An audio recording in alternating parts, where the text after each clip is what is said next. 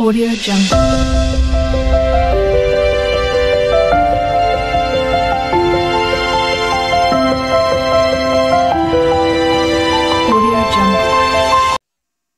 সুপ্রিয় শিক্ষার্থীরা, তোমাদের সকলকে আজকের এই ভিডিওতে সুস্বাগতম জানাচ্ছি।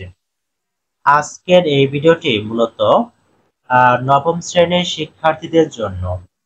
এই ভিডিওতে তোমাদের হিন্দু ধর্ম বিষয়ের 41 পৃষ্ঠা আলোচনা করব। তাই আজকের এই ভিডিওটি তোমাদের জন্য খুবই গুরুত্বপূর্ণ। তোমরা অবশ্যই ভিডিওটি না টেনে শেষ পর্যন্ত দেখবে এবং চ্যানেলটিকে সাবস্ক্রাইব করে সাথেই থাকবে। তো সুপ্রিয় শিক্ষার্থীরা, তো দেখো এবারে তোমাদের কি কি কাজ দিয়েছে। দেবী কালীর যে বিষয়টি সমাজের জন্য কল্যাণকর বলে তোমার মনে হয় সেটি ব্যাখ্যা সহ লেখো।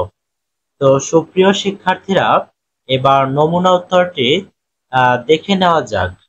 নমুনা উত্তর: হিন্দু সমাজে কালী পূজার তাৎপর্য বা কল্যাণকর দিক নিচে ব্যাখ্যা করা হলো।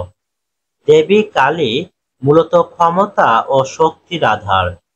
দেবী একাধারে কঠোর এবং মমতাময়ী। তিনি এ বিশ্বের সকল অশুভ শক্তি ধ্বংস করে সকলের মধ্যে মঙ্গল বার্তা ছড়িয়ে দিয়ে থাকেন। তিনি অন্যায় প্রতিরোধকারিণী ও কল্যাণময়ী।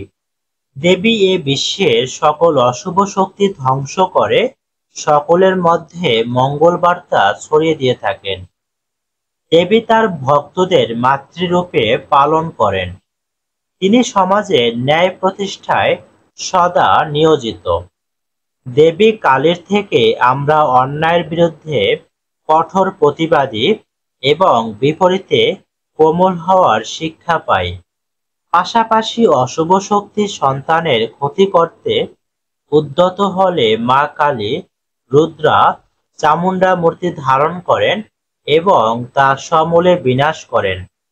সুতরাং মা কালীর পূজার মাধ্যমে আমরা একদিকে তার স্নেহ লাভ করি এবং অন্যদিকে অশুভ অনাচার থেকে রক্ষা পেয়ে থাকি। কাজেই হিন্দু ধর্মাবলম্বীরা দেবী কালীকে গভীর শ্রদ্ধার সাথে পূজা করে থাকে। এছাড়া দেবী কালীর পূজা উপলক্ষে বিভিন্ন স্থানে মেলা বসে। ধর্ম বর্ণ নির্বিশেষে সকল মানুষ উৎসবে যোগ দেয়, যা একটি সামাজিক বন্ধন সৃষ্টি করে। এ বিষয়টি কালী পূজার একটি বিশেষ তাৎপর্য বহন করে। মোট কথা, দেবী কালীর পূজা আমাদের আর্থসামাজিক, পারিবারিক ও নৈতিক জীবনে অনেক ইতিবাচক তথা কল্যাণকর প্রভাব বিস্তার করে থাকে।